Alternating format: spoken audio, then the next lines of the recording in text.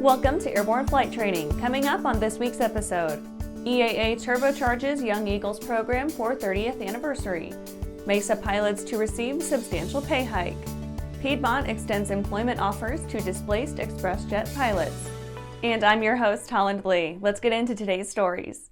EAA turbocharges Young Eagles program for 30th anniversary. Celebrating the Young Eagle program's 30th anniversary, the EAA has loaded the year with fun activities.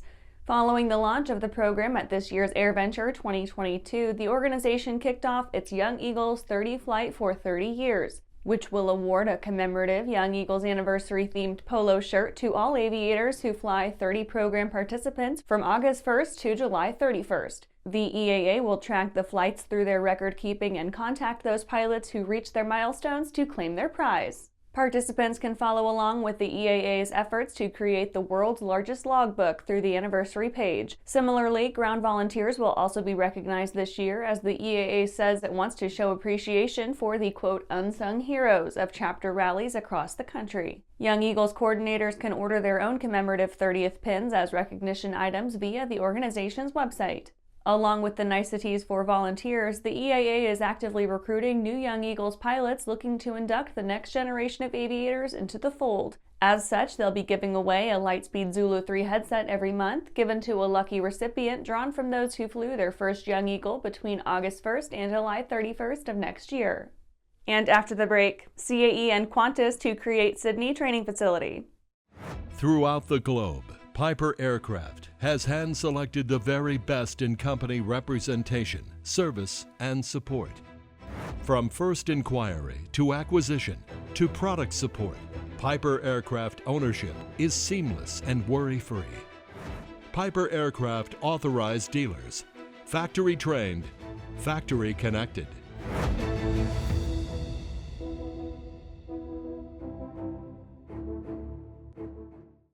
Aviation Safety Resources is disrupting the market for aircraft emergency parachute recovery systems. ASR systems are smaller, lighter weight, and offer longer repack cycles than similar products available in the current market. ASR has a recovery system available for every type of aircraft: sport, experimental, light sport, general aviation, urban air mobility, vertical takeoff and landing, electric propulsion, and unmanned aerial systems. Find the right product for your aircraft at aviationsafetyresources.com.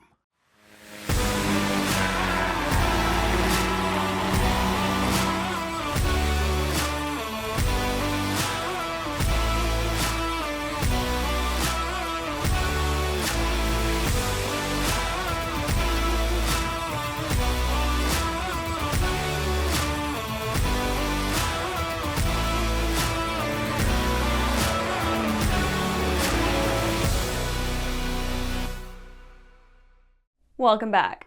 Now let's take a trip around the patch for some other interesting stories.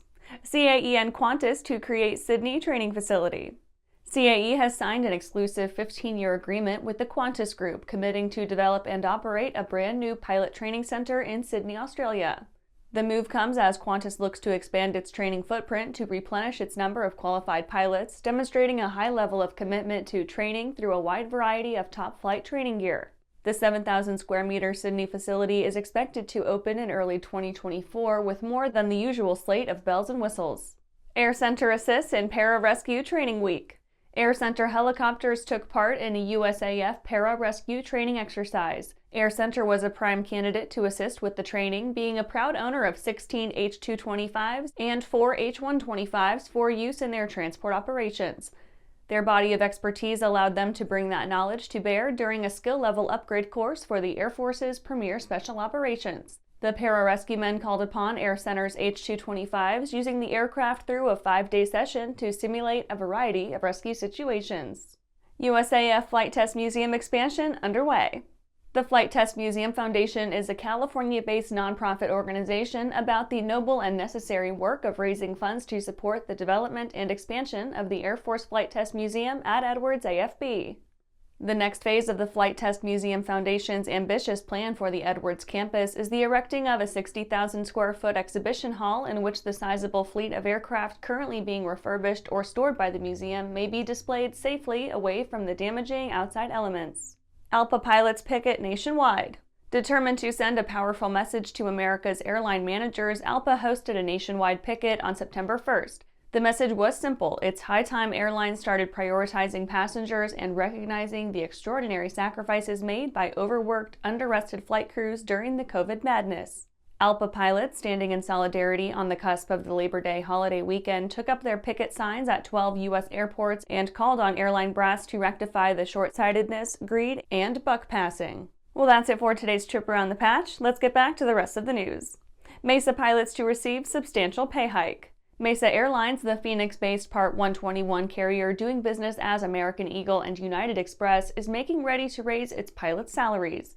Henceforth, the airline will pay its first officers and captains starting rates of $100 and $150 per hour, respectively. Mesa is the first regional airline to compensate its first officers so generously, surpassing a $90 per hour mark set by American Airlines in June 2022.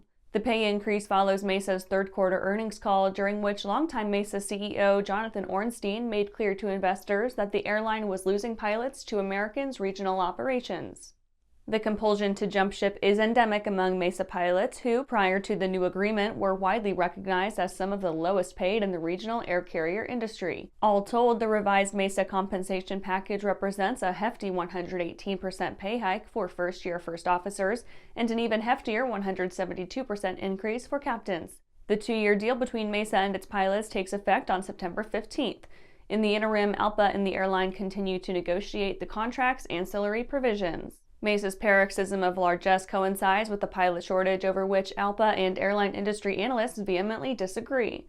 The union, which benefits from pilot shortages, real or imagined, asserts pilots are plentiful and shall remain so. And after these messages, Piedmont extends employment offers to displaced ExpressJet pilots. Well, hello, fellow pilot. I'm John King. And I'm Martha King. You know, we've all had our flying lives disrupted lately. Well, King Schools is here to help you stay up to date with courses that you can access on your desktop, iPad, or iPhone. If you'd like a refresher or just want to expand your aviation horizons, we have a course for you. So head over to kingschools.com/Rusty today for details. There's a difference between charting a steady course and pushing for the ceiling.